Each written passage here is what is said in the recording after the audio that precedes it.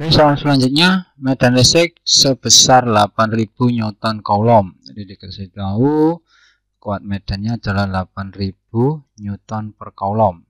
Tegak lurus melewati permukaan persegi yang mempunyai luas permukaan A sama dengan 10 meter persegi. Berapa flux listrik yang melalui permukaan tersebut? Oke, untuk flux listrik simbolnya adalah 0 di strip gini ya. Ini sama dengan E kali A cos theta. Jadi cos theta ini sudut antara luas bidang jadi permukaan dengan arah kuat medan. Jadi saya gambarkan kayak gini. Ini misalkan dalam keadaan menghadap ke arah kanan ya. Jadi ini ada kuat medannya E nembus sampai sini. Nah, gaya normal pada permukaan, Anda tahu gaya normal? Garis normal itu adalah garis yang tegak lurus permukaan. Jadi arahnya ya searah dengan arah E. Berarti sudutnya 0 ya. Jadi kalau sudutnya saling sejajar dengan arah antara E sama garis normal, berarti dia adalah cosnya 0. Tapi kalau misalkan kuat medannya dimiringkan ke sana, jadi sudut antara kuat medan E dengan garis normal adalah theta. Nah, jadi theta itu adalah seperti itu. Nah, di sini tegak lurus permukaan. Jadi kuat medan ini tegak lurus melewati permukaan. Nah, tegak lurus kan seperti ini ya E-nya. Nah, artinya E-nya sejajar dengan garis normal, berarti sudutnya 0. Ya sudah, E-nya 8.000, A-nya ini 10 meter persegi. Ini sudah pas satuannya kali cos 0 ini ya. Cos 0 kan 1, berarti 80.000 ya, atau 8 kali 10 pangkat 4. Oke, jawabannya benar. Lanjut nomor berikutnya. Perhatikan gambar muatan-muatan berikut. Jika jarak antara H1 dan H2 3 cm, jadi jaraknya ini 3 cm, maka titik yang kuat medannya 0. Di sini kita lihat H1 muatannya min 9 mikrocoulomb, H2 4 mikrocoulomb. Maka letak titik yang kuat medannya 0 adalah, Anda tahu bagaimana cara menentukan letak titik yang kuat medannya 0? Kalau Anda lupa, oke, saya ingatkan lagi. Jadi di sini cara menentukan titik yang kuat medannya sama dengan 0 adalah apabila dua muatannya sejenis, maka letak titik yang kuat medannya 0 harus di antara muatan tersebut. Jadi di tengah-tengah ya, kalau dia muatannya sejenis. Kalau muatannya tidak sejenis, maka letak suatu titik yang kuat medannya 0 terletak di sebelah luar muatan, yang besar muatannya paling kecil.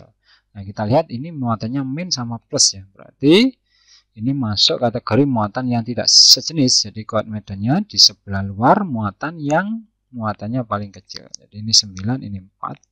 Berarti muatan paling kecil di sini. Nah, berarti nanti di sebelah luar, berarti di sini ya. Anggap aja ini X. Nah, kita tahu ini kan jaraknya tadi adalah dikasih tahu berapa? 3 cm ya. Oke, sekarang kita akan coba ngitung. Sebelum ngitung kita akan terangkan dulu arah kuat medan ya. Jadi kuat medan ini arahnya keluar dari muatan positif. Jadi kalau ada muatan positif, arahnya meninggalkan muatan positif ke segala arah. Nah, kalau dia muatannya negatif, dia malah masuk ke muatan negatif. Nah, sekarang kita lihat, ini muatan H1 negatif nih, berarti arahnya menuju ke arah H1. Berarti muatan ini akibat adanya muatan H1, arah kuat medannya berarti ke kiri. Jadi ke kiri. Jadi ingat, ini kesedot ke muatan H1 gitu ya. Terus H2-nya ini positif nih. Ini tadi saya kasih E1 ya. E1, H2-nya positif, berarti dia mendorong keluar. Jadi arahnya berarti muatan H ini, ini anggap aja H ini akan terdorong keluar. Jadi ini adalah E2. Jadi terdorong ke kanan maksud saya. Oke, agar 0 maka nilai E1 harus sama dengan E2. Jadi E1 harus sama dengan E2. Anda tahu rumus kuat medan apa? Hampir mirip dengan gaya, cuma H-nya 1 aja. H-nya 1 ya. Nah, kayak gini. Oke, berarti K ini kuat medan akibat muatan H1, berarti K H1 per R kuadrat. Yang ini K akibat muatan H2 per R kuadrat. Ini habis. H1-nya 9, min 9, tapi minnya tidak usah dimasukin. R-nya ini 3 ditambah X ya. Jadi 3 ditambah X berarti X plus 3 kuadrat sama dengan X2-nya adalah 4 per R-nya ini jarak antara X2 sama muatan X ini adalah X dikuadratkan. Oke, sama-sama dikuadratkan, kita tukar silang aja. Jadi X kuadrat per X plus 3 kuadrat sama dengan, ini pindah ke bawah, tukar silang ini ya, ditukar posisi aja. Jadi 4 per 9, karena sama-sama dikuadratkan kita bisa lepas, jadi sama dengan kuadrat dikeluarkan menjadi akar. Berarti X per X plus 3 sama dengan akarnya 4 sama 9, 2 per 3. Oke, kita kalikan silang, berarti 3X sama dengan 2X plus 6. Ini pindah ke kiri jadi min, 3X min 2X, berarti X sama dengan 6 cm. Oke, jaraknya adalah 6 cm, di sebelah kanannya X2. 6 cm, di sebelah kanannya X2. Mana nih? Oke, ini jawabannya A ya. Oke, saya berbeda pendapat dengan kawan kalian. Oke, lanjut ke soal berikutnya. Perhatikan gambar berikut, pada titik A dan B terdapat muatan.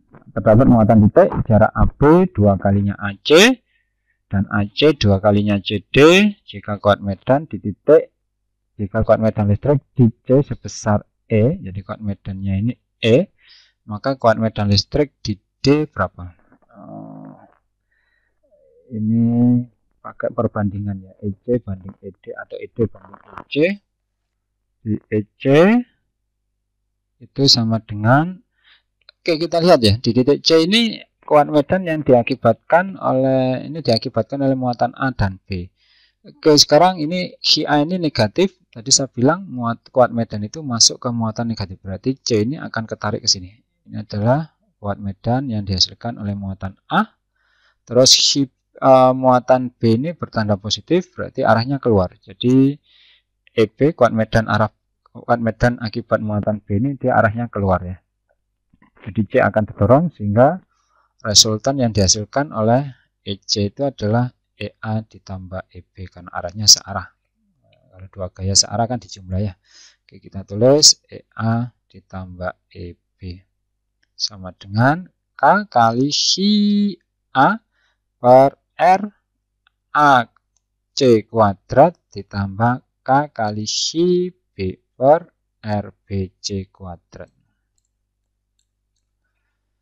Oke, ini sama dengan A-nya adalah B-nya juga Ini RAC-nya, kalau misalkan saya anggap jaraknya ini adalah A, karena AB, di sini ada keterangan AB 2 kalinya AC, jadi AB 2 kalinya AC, berarti AC sama dengan setengahnya AB. Jadi AC ini setengahnya AB gitu ya. Berarti AC ini berapa? Setengah A. Kalau misalkan panjang ABA, maka ini juga setengah A. Berarti ini sama persis nih. Jadi K kali muatan A maupun muatan B sama ya. Min plusnya diabaikan aja. Per R-nya kan setengah A ya, dikuadratkan. Ditambah KH per setengah A dikuadratkan. Oke, berarti KH setengah dikuadratkan kan 1/4 A kuadrat ya. Ditambah ini juga sama, 1/4 A kuadrat. Oke, ini kita putar balik sehingga menjadi 4KH per R kuadrat. Oh, A ya, sorry nih. A, ini 4KH juga per A kuadrat. Nah, karena sama nih, nah, berarti bisa kita total. Jadi EC adalah 8KH per A kuadrat. Oke, lanjut kita akan menghitung kuat medan di titik D. Jadi ED, nah ini kita fokus ke titik D. Ini muatannya negatif sama nih, berarti titik D ini ibaratnya ketarik gitu ya, ketarik ke muatan A karena arah kuat medannya kalau negatif dia masuk menuju muatan A, jadi masuk ke sedot semua sehingga ini A ini ibaratnya ketarik. Nah, kayak gini nih. Dianggap aja ini nggak ada ya. Oke, ini adalah E akibat muatan A.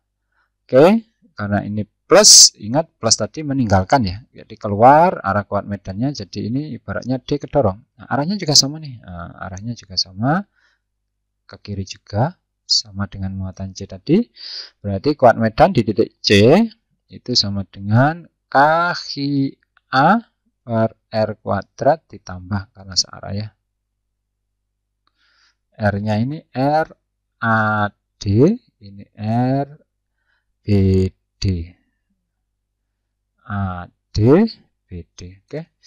Muatannya sama, berarti ini KHI RAD nih. Nah, yang penting RAD ini berapa jaraknya? Tadi saya bilang ini tadi kan A, ya. A, terus jaraknya ini tadi C tadi adalah setengah A, ini juga setengah A. Nah, di sini ada keterangan lagi nih AC. Nanti AC sama dengan 2 kali CD, atau dengan kata lain CD itu setengahnya AC. Jadi CD, C tadi ini setengahnya AC.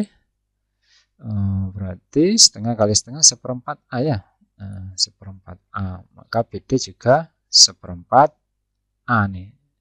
Ini seperempat A. Ini terlalu banyak angka ya, tapi nggak apa-apa, umpel-umpelan. RAD-nya berarti A ke D jaraknya setengah A tambah seperempat, berarti 3/4 A dikuadratkan. Ditambah K kali si B-nya, muatannya Khi. Ingat minusnya nggak perlu ya. Ini jaraknya dari BD, B ke D seperempat A. Kita kuadratkan, berarti K kali C per 3 dikuadratkan 9/16 A kuadrat. Ini KHI per 1/16 A kuadrat. Oke, ini kita balik. Berarti menjadi 16 KHI per 9 A kuadrat. Ngerti enggak rek dibalik? Nah, enggak ngerti kalian nih. Jadi 9/16 kan kayak gini toh rek. Kali 16/9. Nah gitu loh. Berarti ini kita samakan penyebutnya lagi. Ini 9A kuadrat. Ini tetap 16 KHI. 9A kuadrat dibagi A kuadrat 9 kali 16 berarti 144 KHI. Berarti berapa hasilnya? 160 KHI per 9A kuadrat. Nah, jadi Anda ditanya ini tadi di D ya, aduh keliru lagi. Kuat medan di D. Oke, kita pakai teknik perbandingan. Jadi ini tadi adalah ED. Oke, ED banding EC. Ya, ED tadi nilainya 160 KHI per 9A kuadrat dibagi dengan EC-nya sudah kita dapat di sini 8 KHI per A kuadrat ya. 8 KHI per A kuadrat.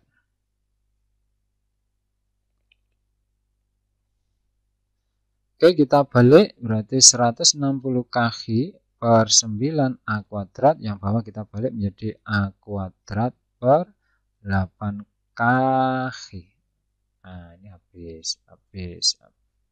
Nah, ini sama ini habis. Terus ini sama ini habis juga, berarti tinggal, nah ini juga habis, ini 160 bagi 8 berarti 20/9. Jadi ED banding EC, EC-nya tadi udah dikasih tahu E ya. Oke, ED, oke berarti ED sama dengan 20/9 E. Oke, jawabannya benar ya. Oke, soal yang terakhir. Sebuah partikel yang bermuatan negatif sebesar 5 kolom diletakkan di antara 2 keping yang memiliki muatan berlawanan. Jika muatan tersebut mengalami gaya sebesar 0,4 Newton ke arah keping B, jadi gayanya menuju keping B, besar kuat medan dan jenis muatan keping A. Jenis muatan keping A ya. Tapi di sini jawabannya hanya angka doang, jenisnya nggak ada. Oke, kita coba. Di sini ada muatan sebesar 5 kolom ya, dengan gaya sebesar ini, kuat medannya. Oke, yang ditanya kuat medan. Kuat medan rumusnya adalah di samping KHI per R kuadrat, sebetulnya dia punya rumus dasar yaitu E itu sama dengan F per Q. Kita tahu F itu kan Q-nya 2 ya, dibagi dengan Q berarti sehingga Q-nya tinggal 1. Oke, di sini 0,4 gayanya dibagi dengan 5. Nah, ini berarti 0,08 Newton. Ini Newton, ini Coulomb. Nah, Newton per Coulomb. Nah, jadi jawabannya memang C ya. Andai kan nanti dalam soal yang lain Anda disuruh menentukan jenis muatan pada keping A, ini nggak mudah nanti menentukan arahnya. Jadi kita coba menerangkan cara menentukan arah gaya terhadap kuat medan E. Jadi untuk menentukan arah gaya Coulomb terhadap arah kuat medan E tergantung dari jenis muatan yang diuji. Jika muatan yang diuji positif, maka arah gaya Coulomb searah dengan arah kuat medan. Jadi jika muatannya positif, arah F searah, sama dengan arah kuat medan. Jika muatan uji negatif, arahnya berlawanan dengan arah kuat medan. Nah, sekarang ini kan Q-nya kan negatif ini. Jadi ini negatif. Berarti arah gaya akan berlawanan dengan arah kuat medan. Karena gayanya sudah diterangkan ke kanan, berarti kuat medannya otomatis ke kiri. Nah, kita lihat kuat medan tadi keluar dari muatan positif, masuk menuju kuatan negatif. Nah, kayak gini. Jadi arahnya kita lihat nih. Jadi keluar dari muatan positif masuk ke muatan negatif. Berarti ini adalah positif, platnya yang ini negatif. Gitu ya. Oke, untuk sesi yang kedua semoga bermanfaat. Kita jumpa lagi di video berikutnya.